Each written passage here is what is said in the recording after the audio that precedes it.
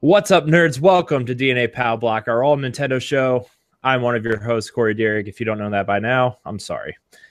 And joining me today, as always, is Edward Varnell from World 1-1, Optional Opinion, Skirmish Frogs, DNA blogger. How are you doing, sir? I'm doing this. I'm so excited to talk about N64 today. It's gonna be great. Yes. Yeah. We're gonna continue our discussion from last week. Last week's episode, if you watched it, we remembered Satoru Iwata and the things he did for Nintendo, and then we started our first part of our Nintendo 64 discussion. What games were important to the video game industry, how they moved Mario and Zelda into a 3D space. We talked a lot about that. So if you haven't listened to that, go back and listen to that first, because this is going to continue that discussion. We're going to talk about, maybe some of that stuff again a little bit, and then we're going to talk about our favorite N64 games and maybe some underrated gems that maybe you should go back and try. Man, N64 makes me feel old. It's 20 years old. I know that's so weird. I was in I think I was still in high school when that system came out. That's so actually I had just started freshman year in high school when that system came out. Yeah, I was like, let's see. Well, I guess I would have been 10 in 1996. Yeah, I was 16. Yeah, and when I got it for Christmas that year, it was like the best surprise I ever had in my whole life. Exactly. And I wanted one. And to recap a little bit, last episode, I was debating whether or not to get an N64 or Super Nintendo because I missed all the great games on Super Nintendo because I bought a Sega Genesis instead.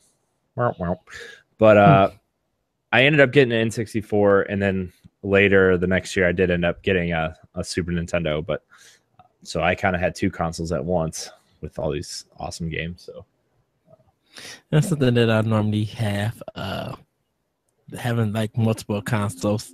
But yeah, the N64 was it was a new era for me with Nintendo to see what they were going to do in this 32-bit space. And they kind of did like we said on last episode, kind of changed video games.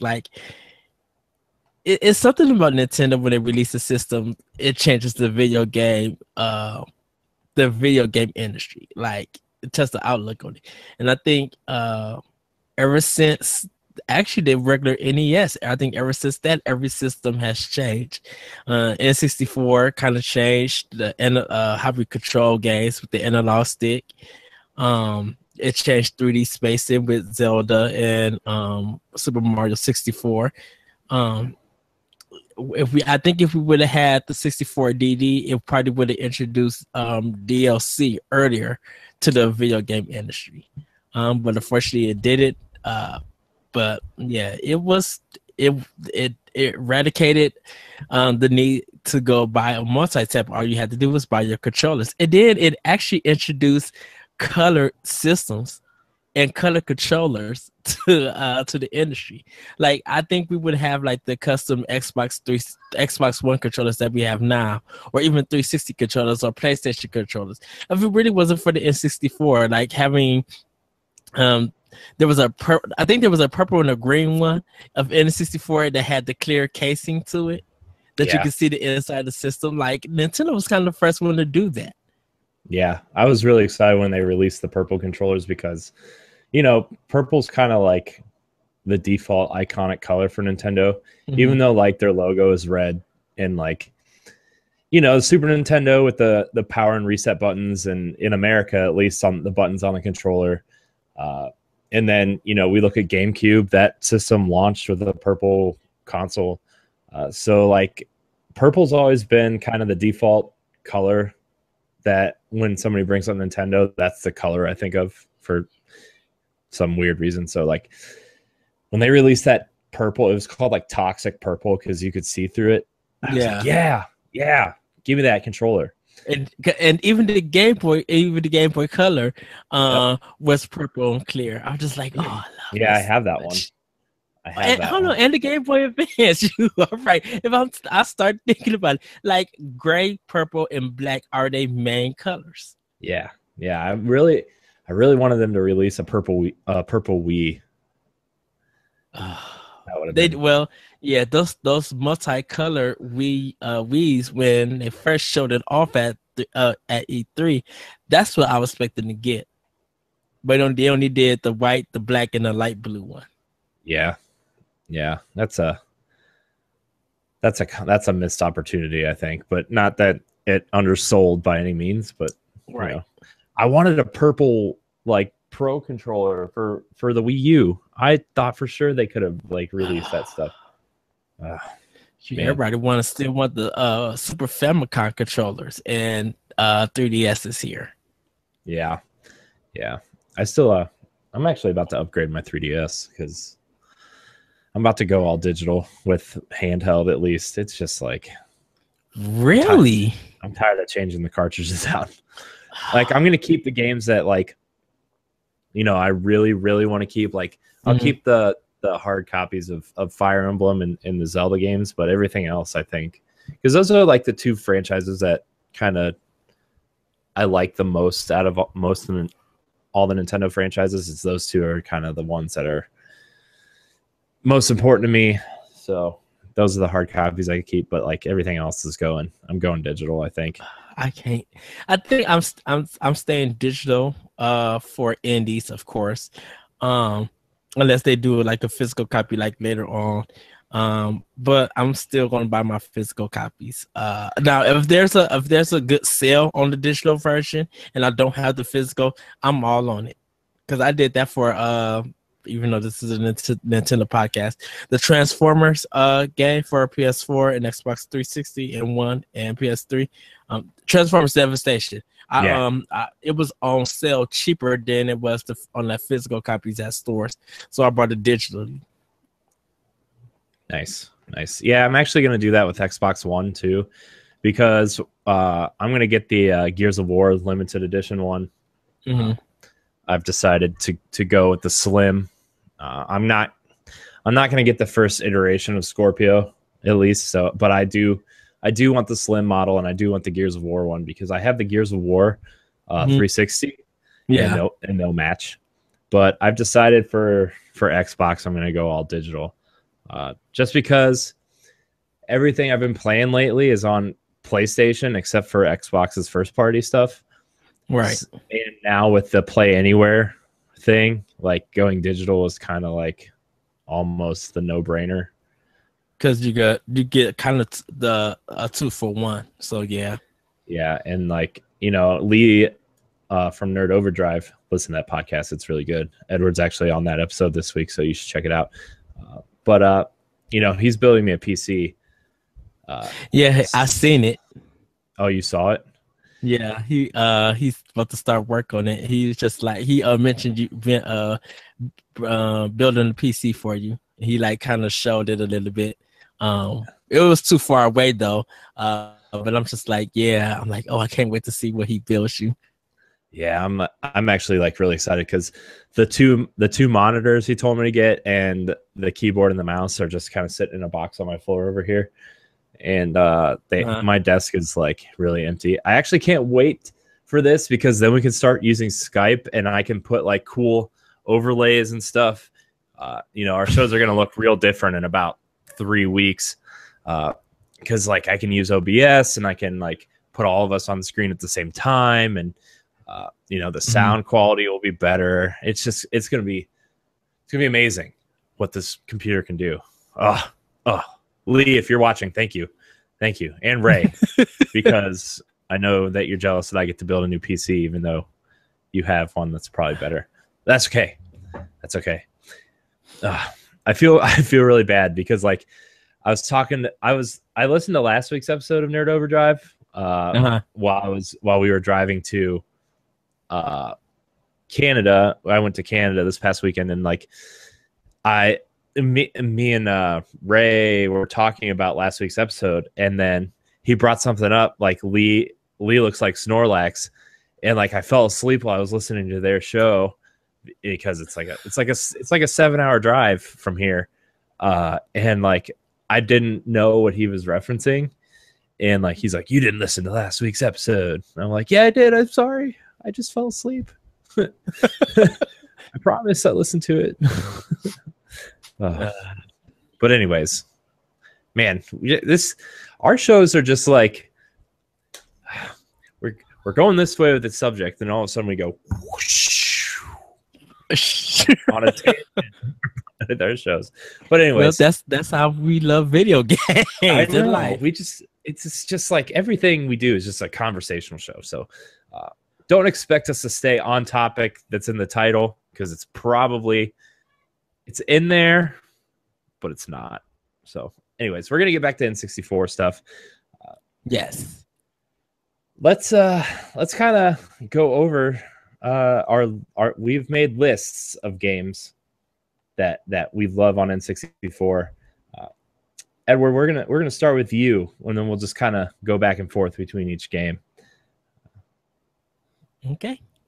So one of my favorite games for the N64, and I just want to let everybody know beforehand, I love Mario 64 and I love so those two are not on my list because we talked about them in part one, and those are just classics. Those are like really, to me personally, timeless classic games. So if you haven't played them, do try them out. But my first one is Mischief Makers, and this was a game by Treasure. And if you play games like Ikaruga, if you played Sin and Punishment 2 on the Wii, of Gunstar Heroes on the Sega Genesis, there were ex-Konami employees that came together to make these very challenging games. And Mischief Makers was a game that you would grab a block, shake it, and then throw it. It was a really, really fun platforming game. It's difficult. It's very difficult, but I had so much fun playing that game. Like, I could not stop playing that game. So that it became one of my favorites, and I don't know if it's available on the Wii U eShop, but I think it's available on Wii for the Virtual Console. So if you could get it on your Wii U through the Virtual Console, through the Wii part of the system, I think you would have a blast playing it. It's challenging, and it's worth everything that like every penny that you put forth to buy that game. It's worth it.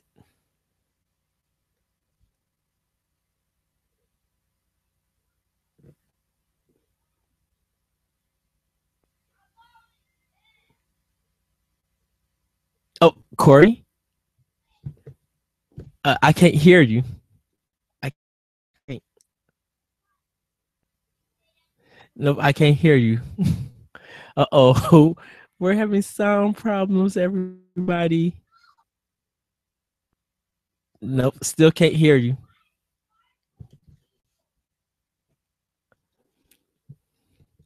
Everybody, we'll be right back. We're just kind of having some sound problems. That is very, very weird. I'm to talk off an off game for the N64. One of the games I really do love for that system, I love playing it, was Donkey Kong 64. I actually got that for a Christmas gift, and even though people compared it to Banjo-Kazooie and games like that, can you hear me now? I can hear you now. Yes. Yes. Nailed it. Okay. Before you go, I was talking about Donkey Kong 64.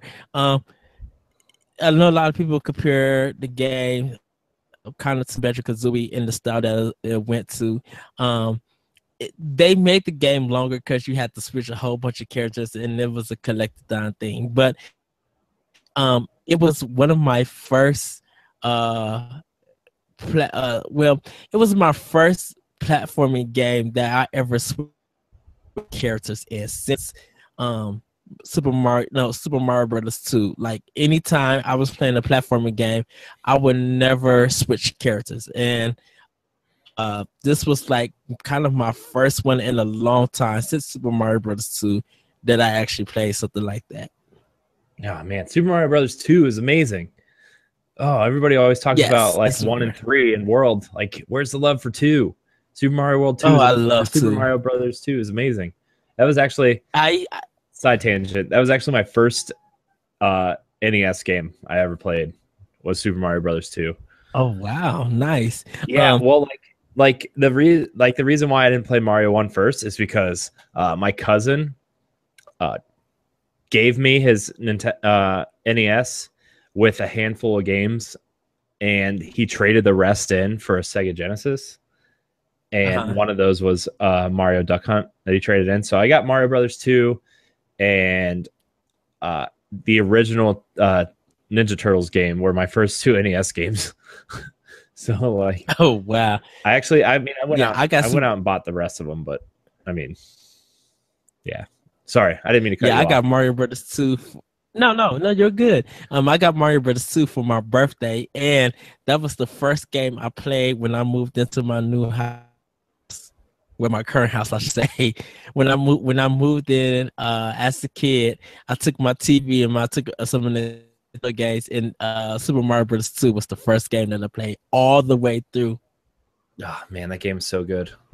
Yeah, that game is so good. If you have a Wii U or a Wii or a 3DS, you should definitely download it. It's just it's amazing. It's so different but so good at the same time. So good, so good. All right, let's see. So, what's your favorite, Corey? My favorite Nintendo 64 game of all time. It's really close between two, but Banjo-Kazooie is my favorite N64 game.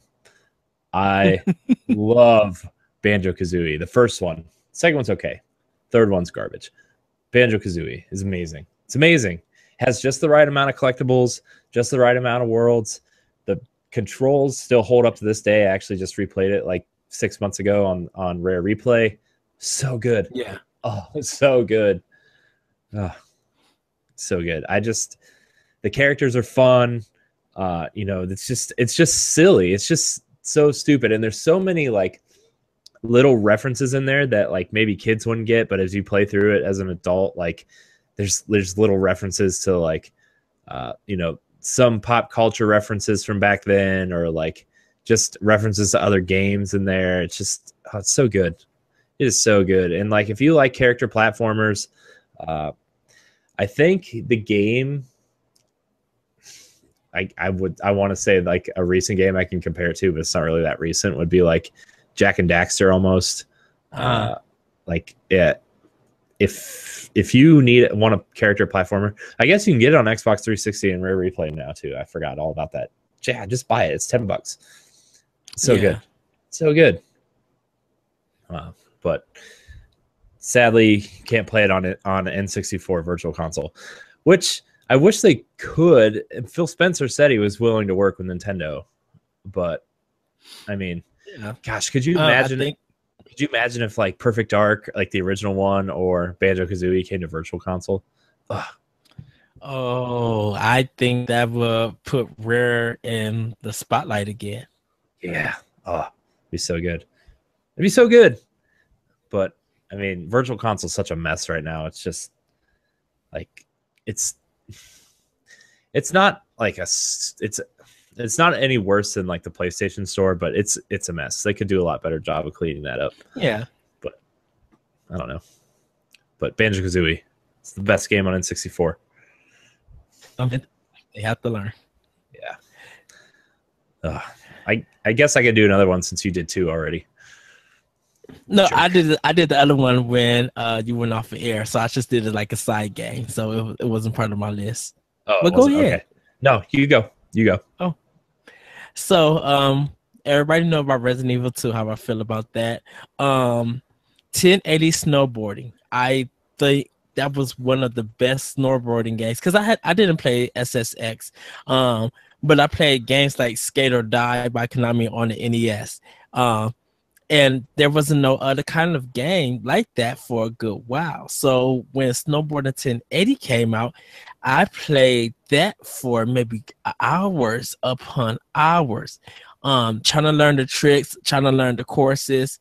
I really didn't beat the game, but I just fell in love with that game, and it was something different from Nintendo because Nintendo wasn't doing sports games like for a long time. Like you had Ken Griffey Jr., you had NCAA basketball for the Super Nintendo, but you know, you didn't really have like kind of arcadey sports games and real life sports games coming from Nintendo.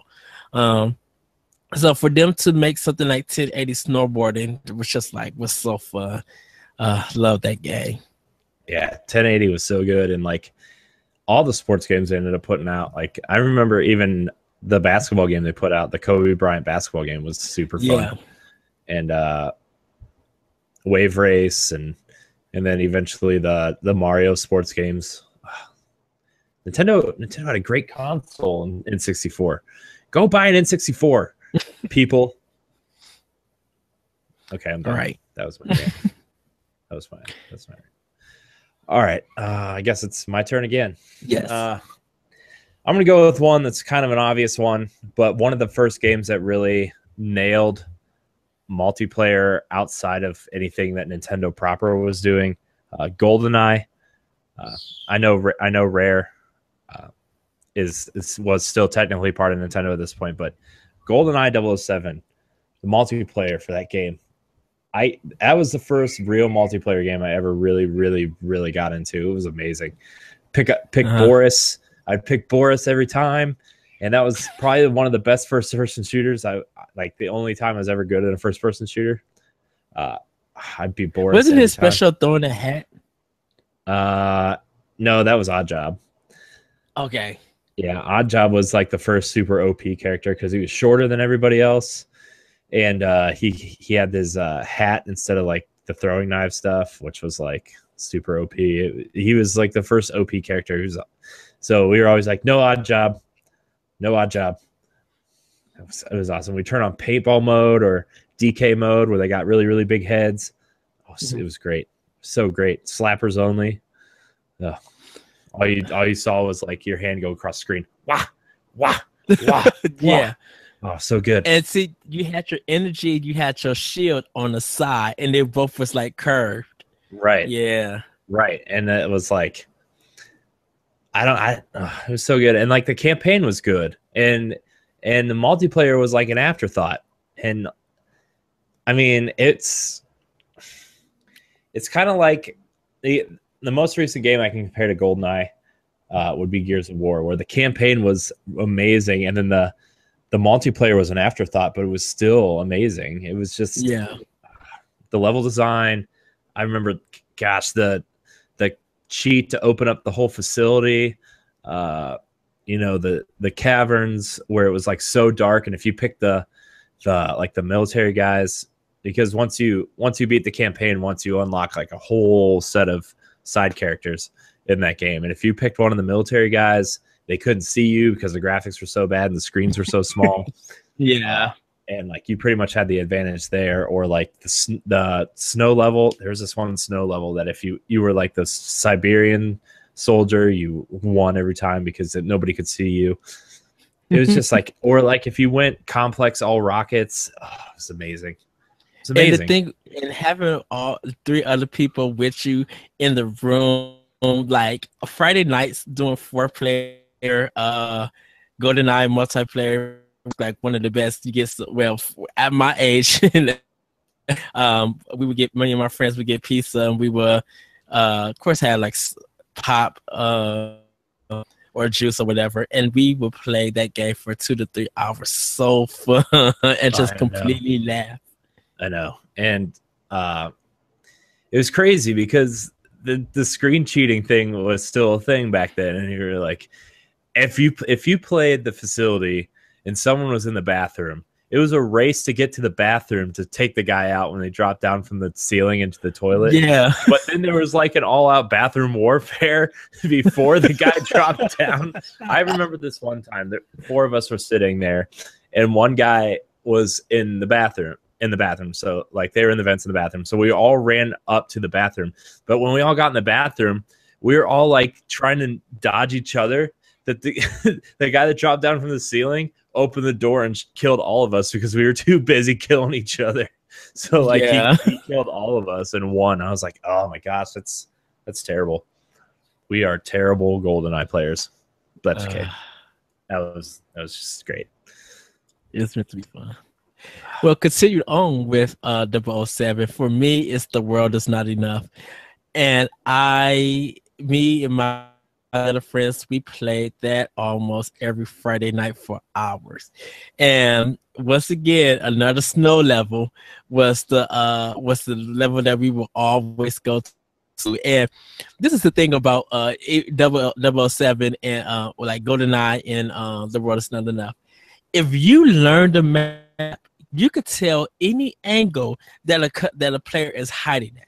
You can know what area they are at. Like, so if they try to make it look like you don't know where they're at, like they'll hide in a corner and try to move the camera angle where you can't see where they're at. You will eventually, if you know it very well, you'll eventually be able to find them. Though a bomb ducking, and they'll try to have a camera thing out, but they don't know. If they don't know that you passed through and you a bomb, they would like be scrambling trying to get away, but it would be too late and get killed. And me and my friends, we did that so many years. Like one of my friends, Ray, he is good at sniping, so he could hide somewhere, and wherever you at on the level, if you're trying to be real sneaky, he'll headshot you just like that on the instant. And he was just like, we would hate him for that, but he would always rounds because he was one of the best snipers in the game, and he was deaf. So, so I'm just like, how? Like really, how? That's amazing. But yeah, now like, super amazing. That was developed by EA, right? The World Is Not Enough. Yes. Okay. Was it like I didn't play it. I played Tomorrow Never Dies on PlayStation, and that was a third-person shooter. Was this more like a GoldenEye? Was it? It was like 007. It was like it was like GoldenEye. It was a first-person shooter. Okay. I might have to find that somewhere and check it out, because like everybody only talks about GoldenEye and Perfect Dark, and I always remembered there's another 007 game on N64 and nobody talks about it. So yeah, The World Is Not Enough. Really, really great game. Like, and we touched a little bit about the campaign, but it was being in a room with my 3 other friends playing that thing from like 10 p.m. to like 4 a.m. in the morning. Right. Yeah. N64 would do that. Such a good system. I love that system so much. And then we got the GameCube and started playing Mario Kart Double Dash, and that just destroyed us all. Double Dash is like secretly the best Mario Kart game. Besides Mario Kart 8. I still think, like, up until Mario Kart 8 came out, I was like, Double Dash is the best Mario Kart because it required strategy. You had to pick, like, because the items were linked to different characters, so you had to pick. It was like a sprint to see who could get the paratrooper, and then like you wanted to make sure you had like some kind of defensive weapon, like the green shells or the banana peels. So like someone would always pick Diddy Kong or Donkey Kong. It was crazy. I love that game. The drifting in that game is the easiest thing to do, but I know, man, if red shells will mess you up in Double Dash. I know. Gosh, Double Dash is like, if you have a GameCube, man, Double Dash, you should definitely try it out if you haven't already, because man, what a perfect concept to evolve Mario Kart is to like add 2 players to a cart, and like their weights play a role in it, their items play a role. Like, it's such a strategic game that like everybody just kind of blows it off. That's like the most underrated Mario Kart, I think, in history. Easily. So, but it's sold a lot. I won't knock it. Yeah. It's man, I wish they would like remaster that or like make Double Dash 2 or something. If like on NX, if they can come out with Mario Kart 9, that's fine. But like add a Double Dash mode in there or something. Like I would try to find flights to Seattle so I could hug just all of them. Even the security guard at Nintendo. I'm like, look, I don't even want to get into the building. I just want to, I'm like, is it okay if I hug you? Because, and let the hug represent my love for Nintendo for doing Double Dash. Don't the security guard be like, okay, I would just hug him and then I'll walk away. I'm like, that's all I wanted to do. You might think I'm weird, but I'm just like, I like, you work for Nintendo.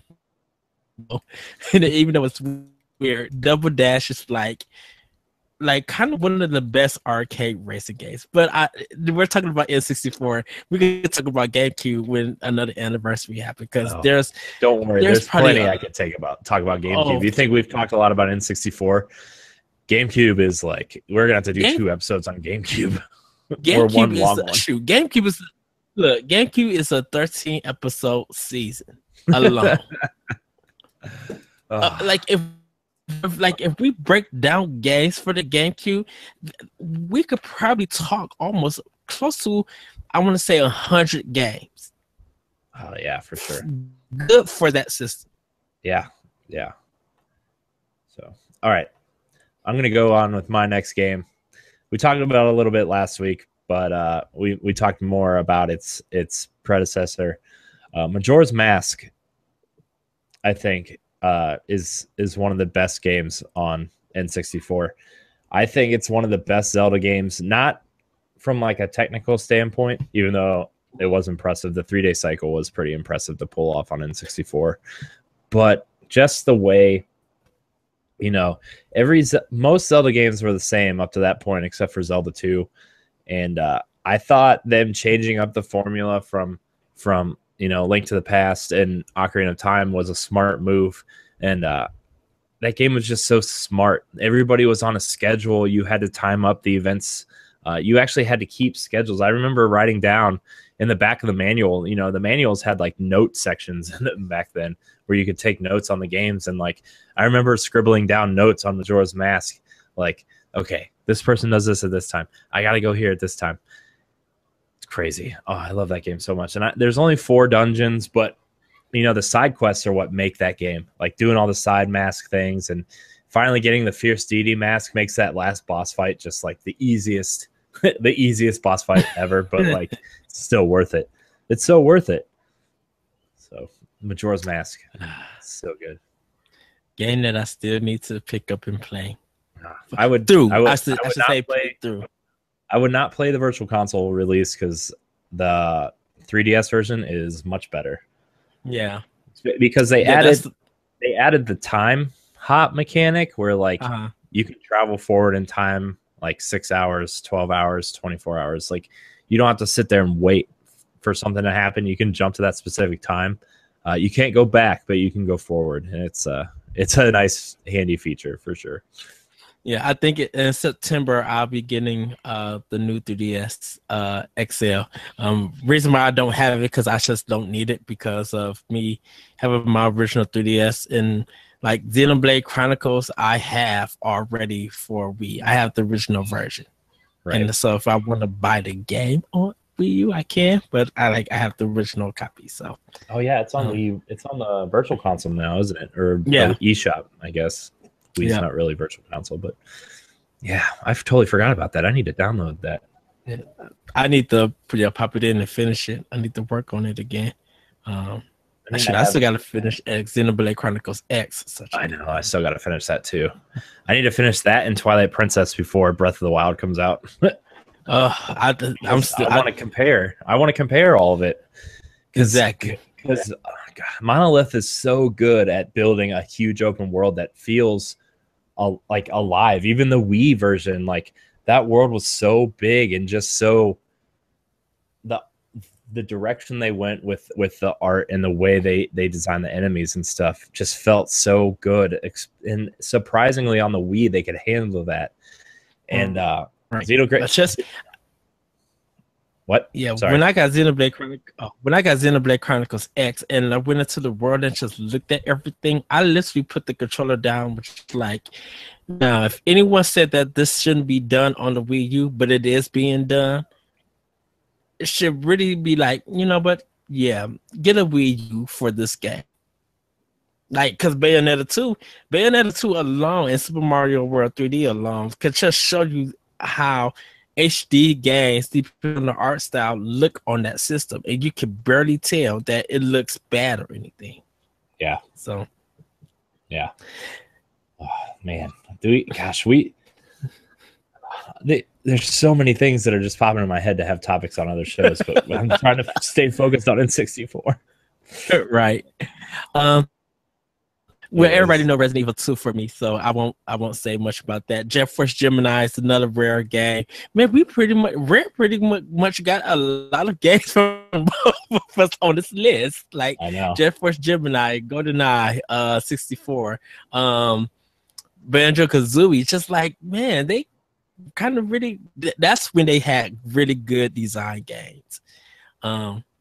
Yeah, Jet Force Gemini, it was kind of weird, but I love that it was a new property from Rare that hasn't been replicated.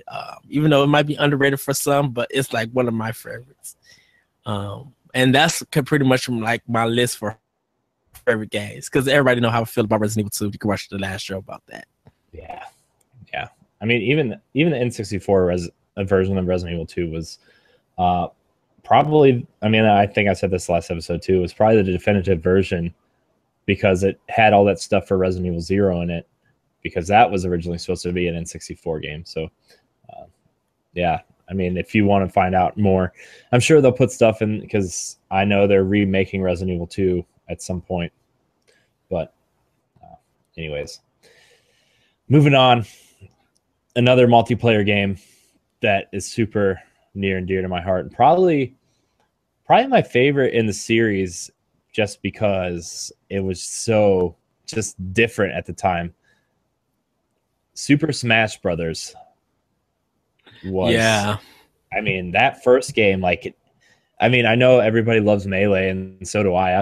I love all of them. I'm not gonna pick and choose which one's my favorite, but this one, particularly is probably, I have the fondest memories of the original one, just because we were all in the same room. We were all at that age where, like, picking our favorite Nintendo characters was just amazing. And like, it was a fight to get the Link until we figured out, oh, we can all be a different color Link.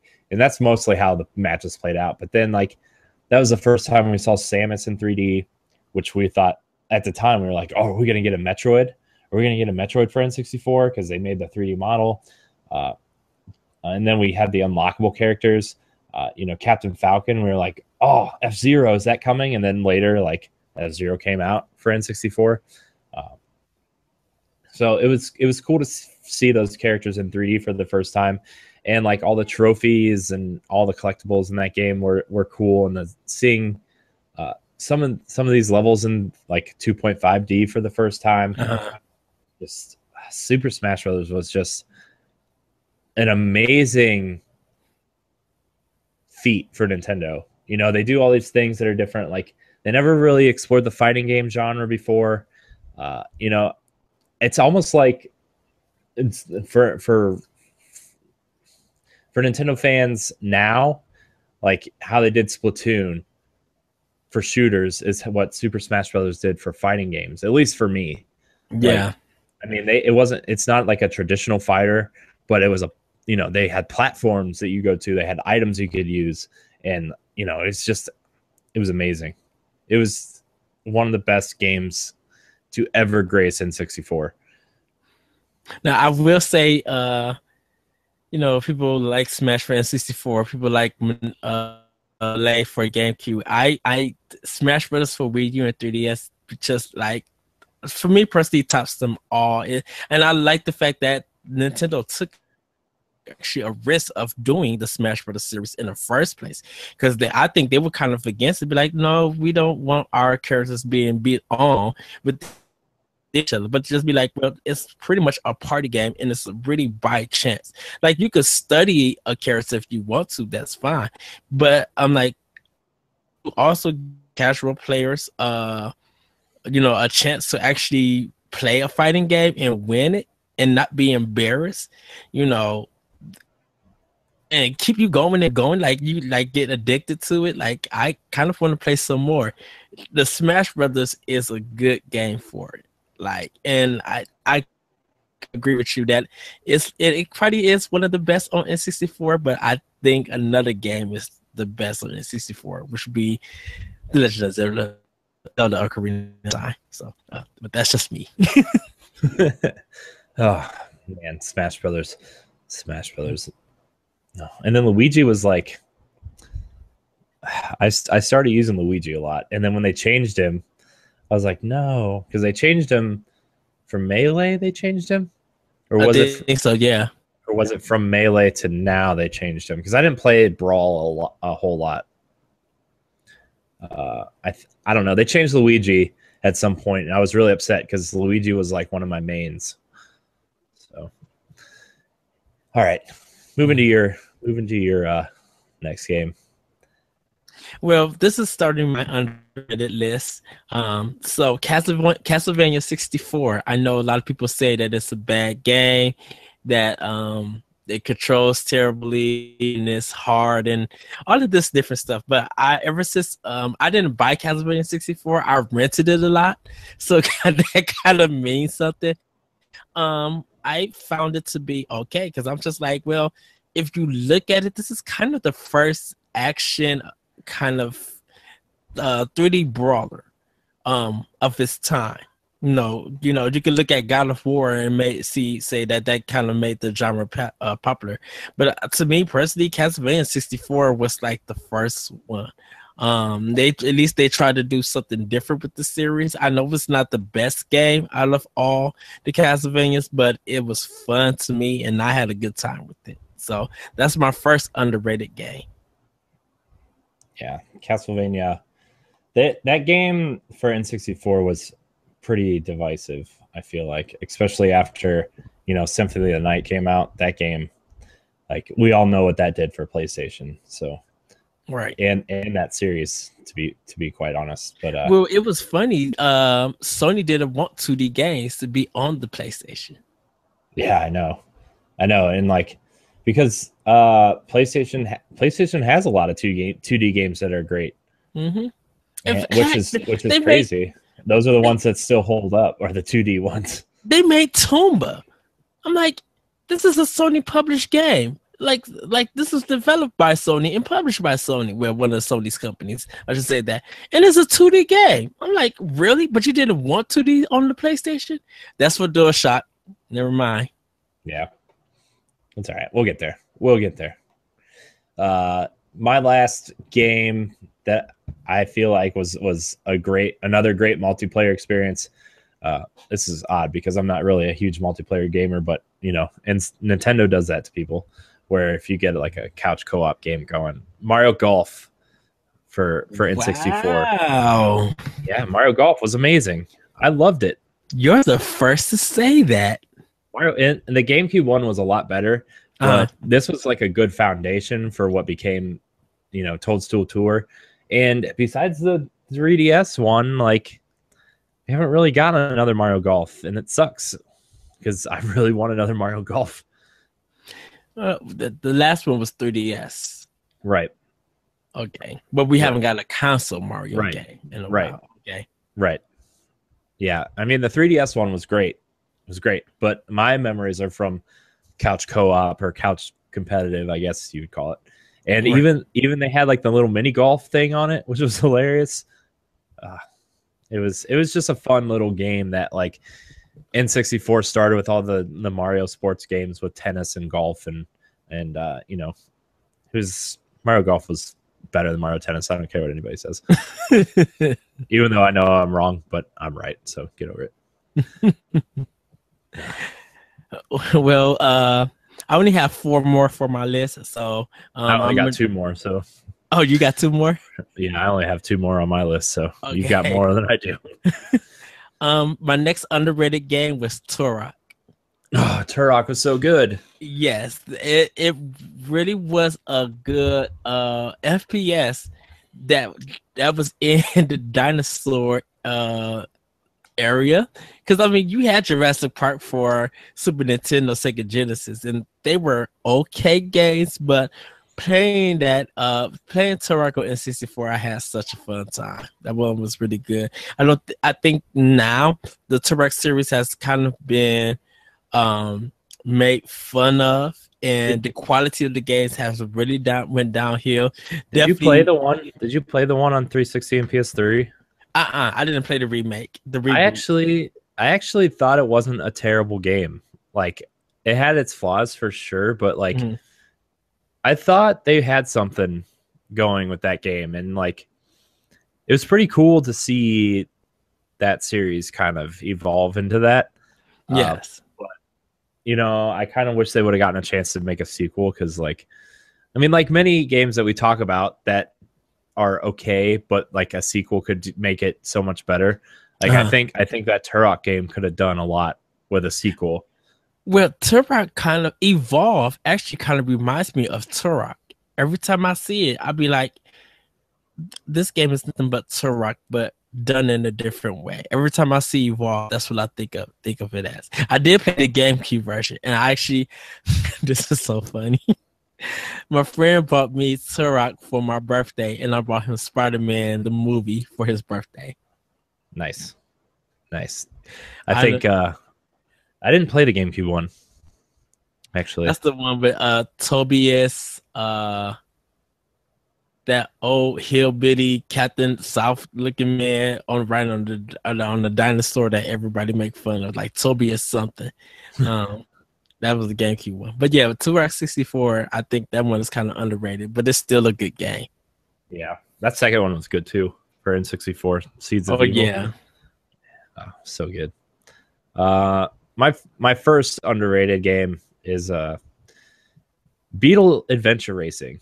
This game came out around the time that Volkswagen revealed the Beetle, and this game was ridiculously fun. It was like a mix between Cruis'n USA, if you ever played that, and Mario Kart. It was just awesome. It was awesome. And you know, it was just like a simple racer, but the mechanics were so good and the graphics were really good for an N64 game that, like, if you wanted a racing game that wasn't Mario Kart, this game was it. It's so weird. Every time I was watching that people play that game, Lupin the Third came to mind. Why? Because the car that they drove in was looked like a Beetle. It was like it was like kind of that small car that looked like a Beetle, and it just came to my mind, just like. And I was a big fan of Lupin the Third, and still am. But yeah, that game was super fun. Oh, man, what a game! What a game! All right, what's your next underrated game? Mega Man 64. Now, anyone who's Mega Man Legends came out for the PlayStation 2, and they ported it over to the N64. And that game is still, even when they did the port, it was still good. I had so much fun playing that game. I did beat it on PlayStation 1, and I got halfway through the N64 version, but I had moved on to other games around that time. But I was just like, well, I already know how the game ends and how the game. But I have a Mega Man 64. I never played Mega Man Legends or Mega Man 64, which kind of surprised me. Because, well, if you own the PlayStation, well, it's available for PlayStation 3. Mega Man Legends is, if you're interested. Yeah, I always meant to go back, but I don't know, because like Mega Man, especially the NES ones and 9 and 10 are so good that like I really wanted to play. I think I actually asked for Mega Man 64 for Christmas one year, and I ended up getting Banjo-Tooie instead. Which, don't get me wrong, that game's great too. But like, I really loved Mega Man, and I really wanted that, and I never ended up getting it. Yeah, it was another game that I rented. I didn't buy it because of me playing the game on PlayStation, but I did rent the game. Yeah. So, yeah, maybe I'll check it out. I still have my PS3 hooked up, so maybe I'll download it. I have $12 in my PlayStation wallet, so maybe I'll download it and check it out. My last game is a game that a lot of people say they love and always kind of make fun of, but like, I don't know how many people actually really sat down and played this game all the way through.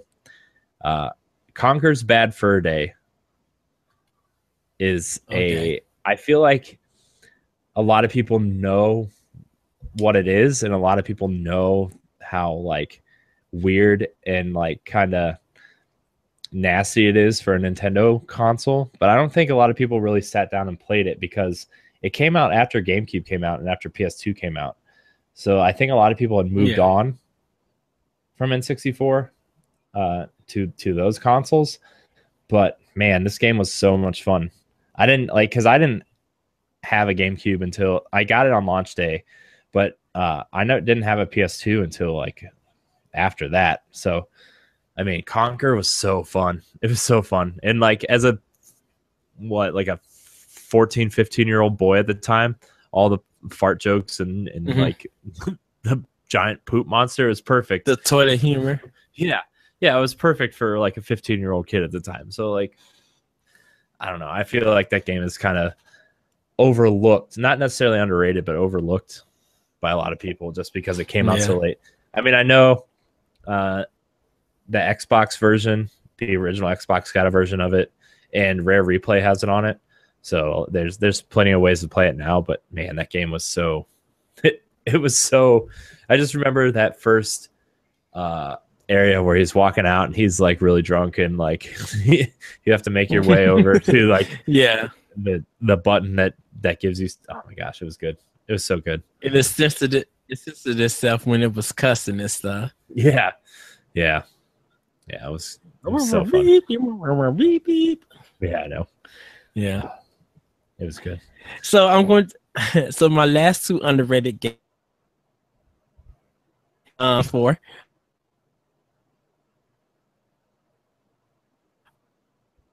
N64 with Mario Brothers. Like, that was my first third-party game.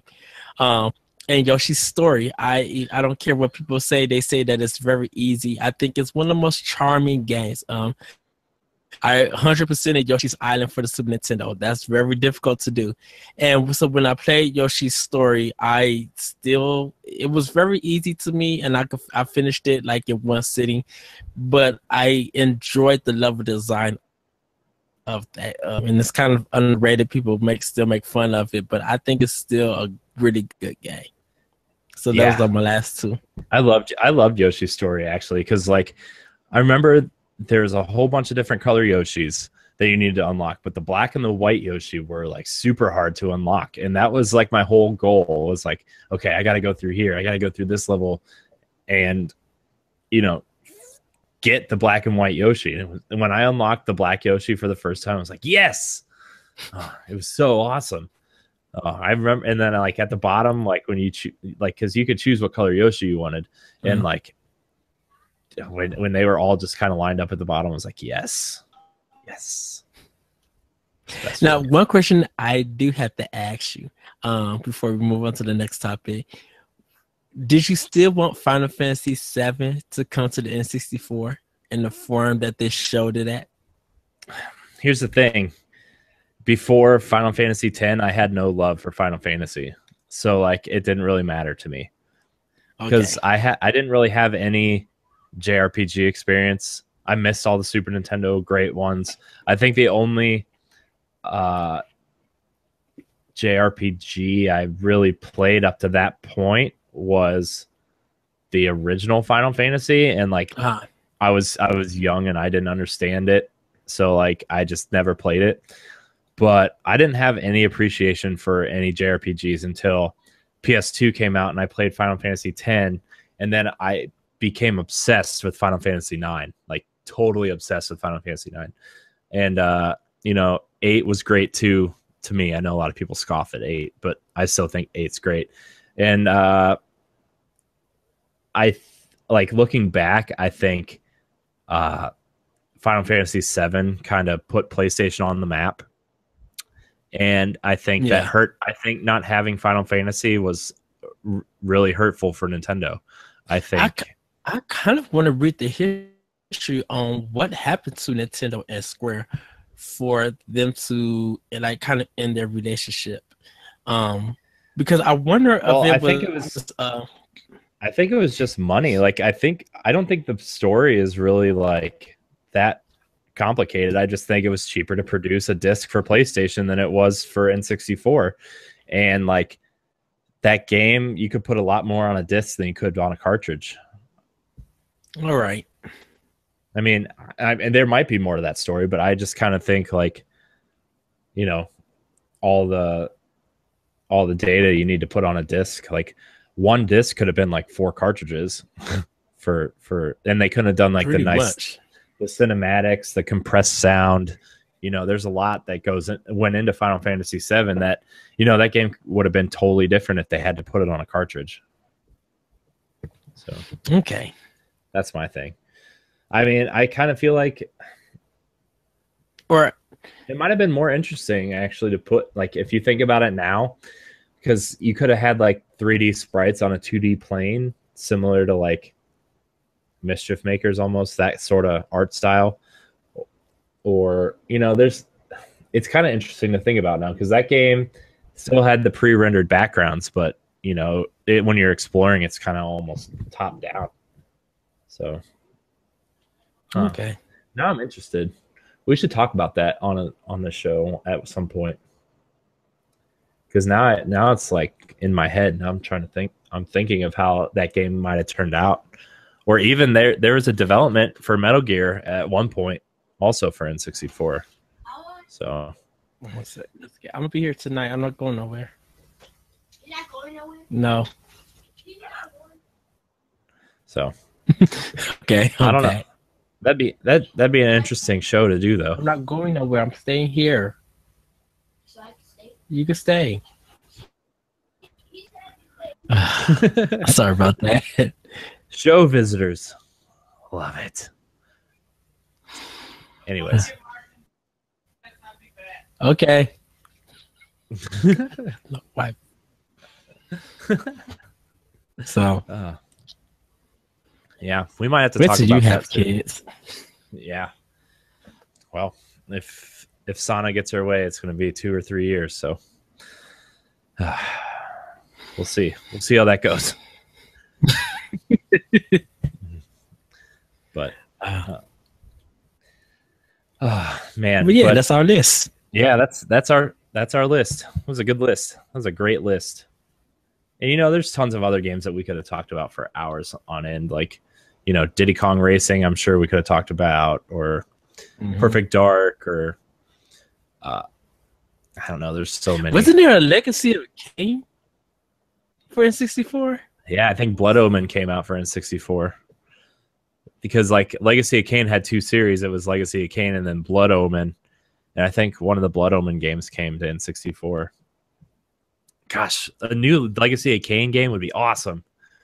Oh yes, I actually played the first Legacy of Kain, the top-down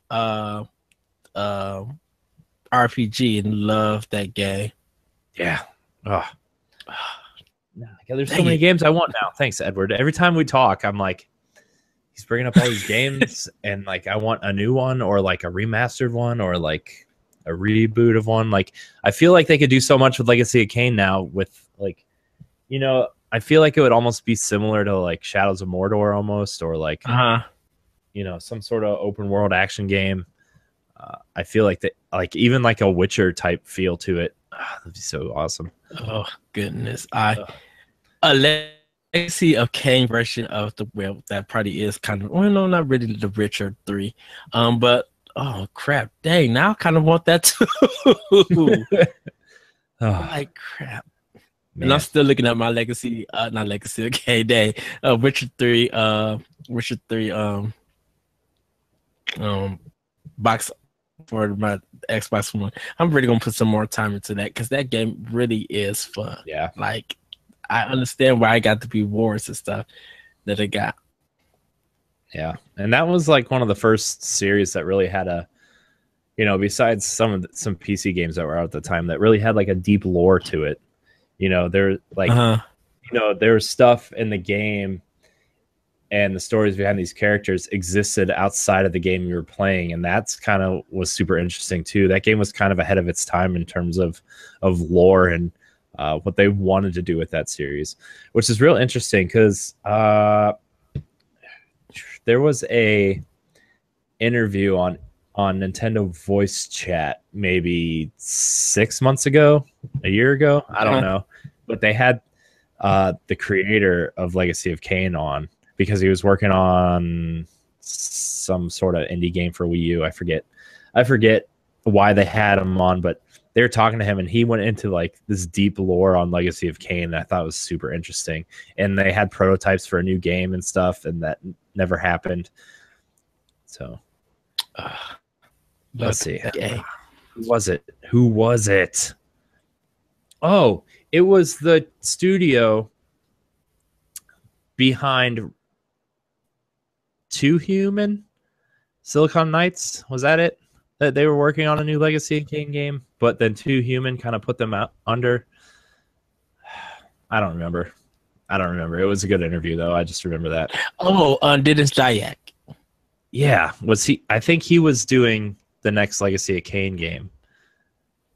That team, and it was partially in development, while Two Human was in development, and they were showing off like maps and assets and gameplay video. It was really interesting. So,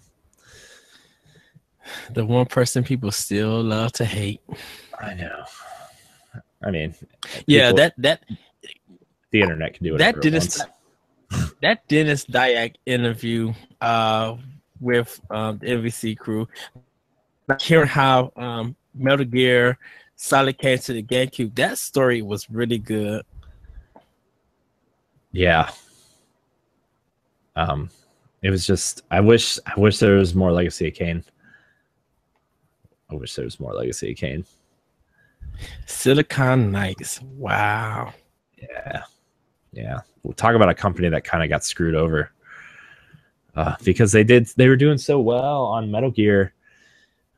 Like they did the Twin Snakes thing, and then like they got screwed over kind of by Epic almost. And like, I mean, I don't want to say screwed over by Epic, but like, that whole confrontation with Epic over Unreal, and I don't know, Two Human was kind of promising, and then it wasn't the game everybody wanted it to be. And it was, even though I still liked it enough, it kind of reminded me a little bit of like almost action RPG and more in the vein of like Mass Effect almost. But Melee, it was an interesting concept that didn't pan out. So that game came out late too. I thought it was like an early 360 game. That game came out after like BioShock and Mass Effect and all that. That game came out in 2008. Yeah, it did. Wow. What a shame. But anyways, N64, what a great console. What a great console. And I always love talking to you because you always give me all these ideas and things, and we always talk great. I can't wait for NGR tonight. This is going to be a crazy show tonight. Oh yes, I cannot wait. I can't wait to meet Antonio. I really can't wait. I know. I've never met Antonio either, but I listen to Platinum Achievement podcast enough to like him and Matt all have like this great rhythm. So it's gonna be interesting just to sit back and listen to them talk for like an hour. No, okay, so that's their podcast, right? Yeah. Okay, because I never knew what podcast Matt was on. I'm just like, what is this podcast? Yeah, Platinum Achievement podcast. You guys should listen to that show as well. I had to start this. I had to subscribe and start listening to it. Where is Antonio from? I think he lives in Chicago. He lives close to you. I think I seen him because he was on. I think those two were on Nerd Overdrive for the E3 show. Yeah. Oh, Antonio's about to fall out. Be like, what part of Chicago you at? I'm right here. I'm like, you know that I'm almost an hour away, so they could drive probably to your house and nerd out with you. Yeah. I mean, he's close. But podcasts. So many podcasts, not enough time. But man, we just rambled on for like an hour and a half-ish almost about N64. Well, that's the show. I know. Pretty much. I know. I need to cook dinner because it needs to be ready by the time Sana gets home from work, or she's gonna be hungry, angry at me, or hangry, as the kids say these days. So I think we're gonna wrap this up, and then we'll continue with NGR Radio later. Of course, this show is coming out. This show's coming out tomorrow, and that episode of NGR won't come out till next Monday. But still, it's gonna be a blast. It's gonna be so much fun. But thank you guys all for listening to DNA Pow Block. If you're watching on YouTube, please like, subscribe, and share. And I'm trying to figure out if we should put all of our shows on our podcast feed, the DNA Podcast. So if you feel like you want to hear multiple podcasts on that feed, Nerds Gone Rogue and the DNA Podcast are on that feed. But if you want to hear this show and DNA Dual Shocked on that feed as well, just leave a comment below. Let us know. And we'll see about putting this up there. Edward, thank you so much for joining me, as always, on DNA Pow Block. Why don't you plug your stuff real quick? And thank you for having me, Corey. I mean, you're just part of the show at this point. You're not going anywhere. He's not going anywhere. Yeah. I tried to get Adrian on the show too, but he's busy because he has friends. Ooh. Adrian has friends. He's too busy for us. I'm just kidding. Yeah, we were supposed to do World 1-1 today, and he was just like, "Can we move it to Tuesday?" I'm busy all day Monday. I was just like, "Yes, Adrian, we can move it to Tuesday." I love that show. World 1-1 is a great podcast. Yeah. Anyways, plug your stuff. Sure. Wait. Even though I just did. You guys. You guys can check me out on Twitter at thatretrocode, ThatRetrocode. You can check out my podcast, Optional Opinion, on SoundCloud, iTunes, Google Play, and the Anonymous Radio Network.podbean.com, where I also do the Luda Geeks podcast. Check out World 1-1 also on the Optional Opinion feed on SoundCloud, iTunes, and Google Play. I write for Skirmish Frogs called The Moment. I'm getting in the process of writing for the Digital Nerds Advocates. You can check my first blog, The Birth of Odd Games, on the page, thedigitalnerdsadvocate.com. My upcoming blog, I'll be talking about Uncharted 4 and games like that it looks beautiful on the outside, but it really doesn't have no substance. So check that out. Next week, I am debuting my latest feature for Optional Opinion on IGN.com. You can check that out at ENIME Anime. The week's feature is called Why Racism Doesn't Exist in Video Games. So do check that out. And also look forward to the Fire Emblem episode of Optional Opinion and the feature episode. So you'll be getting 2 podcasts, or you'll be getting 3 podcasts for Optional Opinion next week. So do check that out. Yay. And if you join the World 1-1 Facebook page, you'll be able to find all my information for my systems. For Wii U, my friend code is Optional Opinion, all in big letters, tied together, and you can find my 3DS code on World 1-1. Yay, go join their group. Yay. And if you haven't joined ours, join ours at the Digital Nerd Advocates community group. Yes. Like us on Facebook, follow us on Twitter at the DNA Network. Like, subscribe, and share to our YouTube page, and check out all of our content on digitalnerdadvocates.com, including Edward's blogs, and I have one coming out soon. It's going to be a surprise, though. I can't really share what it is yet. I know you're gonna love it though, Edward. It's right up your alley. Wait to September. When the video games episodes come out. Yeah, and you can also follow me everywhere at Rogue Spartan 4, Instagram, Twitter, Twitch, all video game platforms. I don't know what my 3DS friend code is, but don't worry, I don't really play it anyway, especially multiplayer games. Except I did play a lot of Fire Emblem this weekend. So, gosh, Fire Emblem's so good. I wish they'd make a console one real bad. Maybe an X will have one. But, my conquest is still in the plastic wrap, and I need to unfold it. I'm trying to get through Beverly Second. I'm really trying to get through that and Codename Steam. Yeah, gosh, Codename seems really good. Yes, I have it with me, and I need to just get through as much as I can. Yeah, it's really like, especially after they updated it, it's really good.